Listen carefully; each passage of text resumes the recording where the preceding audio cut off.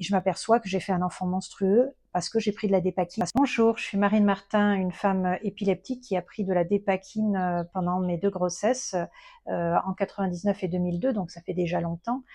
Et bien sûr, je ne savais pas que ce médicament était dangereux chez la femme enceinte, donc ce qu'on appelle fétotoxique, comme l'alcool, comme le tabac.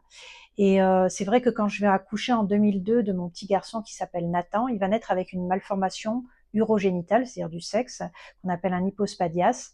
Et à l'époque, j'avais lu dans la presse que les fils d'agriculteurs qui étaient exposés aux pesticides avaient ce même type de malformation, mais moi, je n'étais pas fille d'agriculteur, je travaillais pas dans l'agriculture, j'ai pas compris.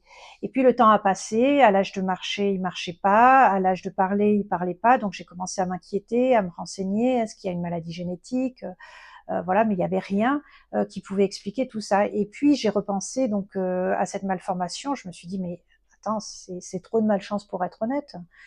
Donc j'ai commencé à regarder sur Google et j'ai repensé à cet article des fils d'agriculteurs et je me suis dit ben voilà, je vais taper médicaments dangereux pour la grossesse en 2009 et je tombe sur le site d'un hôpital parisien, Armand Trousseau, et le site du CRAT, Centre de recherche des agents tératogènes. Je découvre que tératogène, ça veut dire, et je m'aperçois que j'ai fait un enfant monstrueux parce que j'ai pris de la dépakine pendant la grossesse et que c'était connu, reconnu. Mais à aucun moment, dans la notice du médicament, il y avait marqué qu'il fallait pas le prendre chez la femme enceinte. Et j'avais demandé à mon neurologue, celui qui me prescrit la dépakine, mon gynécologue qui me suivait, et aussi le médecin généraliste qui renouvelait les ordonnances. Tous m'ont dit, c'est sûr, il n'y a pas de problème, prenez de l'acide folique, ce que je prenais, et tout ira bien. Et voilà, donc moi, ça a été le choc en 2009 de découvrir. Et puis je me suis aperçue que en Grande-Bretagne, il y avait une association de victimes. Je me suis aperçue qu'en France, en 2008, il y avait déjà eu des procédures judiciaires contre le laboratoire. Donc en fait, c'était connu. Donc après le choc de la découverte, j'ai décidé de lancer l'alerte en créant une association sur le modèle de mes homologues anglo-saxonnes, et je l'ai appelée l'APESAC, l'association des parents souffrant du syndrome de l'anticonvulsivant, parce que ces médicaments, ces antiépileptiques, c'est des anticonvulsivants. Et je vais alerter dès 2011 dans la presse, je vais avoir du mal à percer, mais petit à petit, en prenant un avocat connu quand je vais attaquer Sanofi, je vais réussir en 2015-2016 à toucher la presse nationale et que le scandale finalement éclate. Je vais attaquer le laboratoire Sanofi dans des procédures civiles.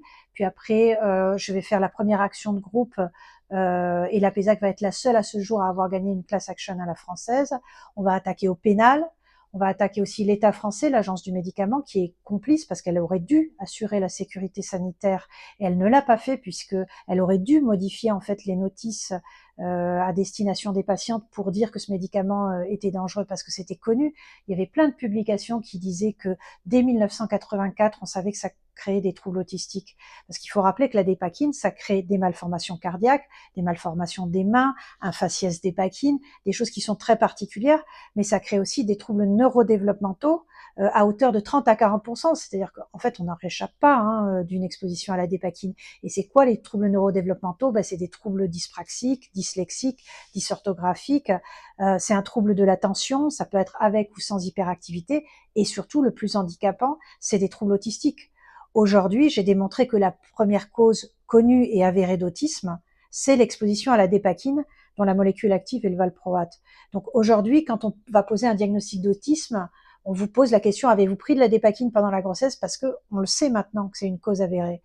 Donc voilà, tout ça, c'est très important parce que les familles, elles ont leurs enfants qui est autiste, elles ont leurs enfants qui est 10, mais elles savent pas forcément, elles repensent pas forcément que la maman, elle prenait de la dépakine. Donc elles font pas le lien.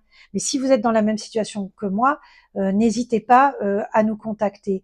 Et plus récemment, j'ai aussi démontré que la dépakine, elle agissait aussi sur les pères, vous voyez, sur les papas dépakine, parce qu'en fait, elle pénètre le sperme et elle modifie l'enveloppe de l'ADN. C'est ce qu'on appelle l'épigénétique. Et donc, les papas vont à leur tour transmettre ce même type de malformation urogénitale, cardiaque, etc. et les troubles neurocomportementaux, les dyspraxies, les dysgraphies, les troubles autistiques, etc., les retards mentaux.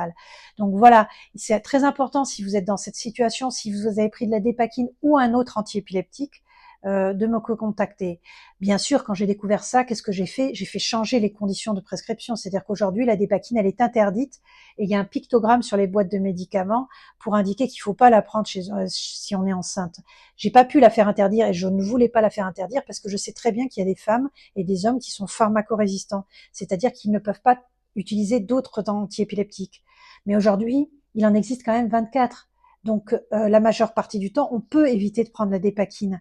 Et si on peut pas faire autrement que de prendre de la dépakine, alors dans ce cas-là, il faut se poser la question si oui ou non c'est raisonnable d'être enceinte. Parce que avoir un enfant handicapé à vie, eh ben, ça change la vie. Moi, j'ai dû arrêter mon travail parce que mon enfant avait tellement de prise en charge chez l'orthophoniste, chez l'ergothérapeute, chez l'orthoptiste, que ma vie, je pouvais plus travailler en fait. Donc voilà, aujourd'hui, je travaille à domicile, je travaille pour la PESAC, mais c'est vrai que voilà, j'étais responsable logistique, j'ai dû arrêter mon emploi pour ça. Aujourd'hui, j'alerte les autorités, je fais changer les conditions de prescription.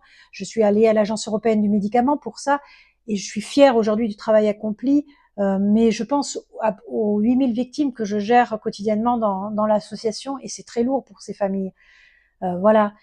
Je voulais aussi dire aux familles que j'ai réussi quand même à faire condamner Sanofi, ça c'est très important. J'ai mis en place un fonds d'indemnisation qui permet aujourd'hui aux victimes d'avoir une compensation, parce que ce qu'il faut bien comprendre, c'est que nos enfants autistes, ils seront dépendants à vie, et on est des femmes épileptiques malades. Voilà, quand nous on sera plus là, parce qu'un jour je vais mourir, qui s'occupera du renouvellement des dossiers MDPH de mon fils? Qui s'occupera de lui faire à manger? Qui s'occupera de gérer ses affaires au quotidien? Je vais essayer de trouver ces gens-là, mais ces gens-là, ils vont pas travailler gratuitement, il va falloir les rémunérer. Et l'indemnisation des victimes de la dépakine, elle sert à ça. Elle sert à se dire que nos enfants, ils vont pas se retrouver dans des structures qui vont abuser et tout ça, parce qu'ils auront bien été encadrés, il y aura quelqu'un de sérieux pour s'occuper d'eux. Voilà, donc vraiment, c'est important. Si vous êtes concerné par le problème en lien avec la dépakine et encore une fois les autres antiépileptiques, parce que plus récemment, j'ai fait interdire un médicament aussi très connu, le Tegretol ou l'Epitomax, ben, contactez-moi parce que je recense les victimes et grâce au nombre de victimes, je peux demander au gouvernement des projets de recherche. Plus récemment, j'ai fait démontrer également que les petits-enfants dépakine étaient atteintes. C'est ce qu'on appelle l'impact transgénérationnel. Non seulement ça impacte l'enfant qui est né sous dépakine, mais si cet enfant il va à peu près bien et qu'il arrive à avoir un jour une femme ou un mari et qu'il a à son tour des descendants, ben, eux aussi présentent des malformations et des troubles neuraux. Donc c'est vraiment important que vous vous fassiez connaître auprès de la PESAC pour que je puisse faire avancer les projets de recherche. Je vous attends. À très bientôt. Au revoir.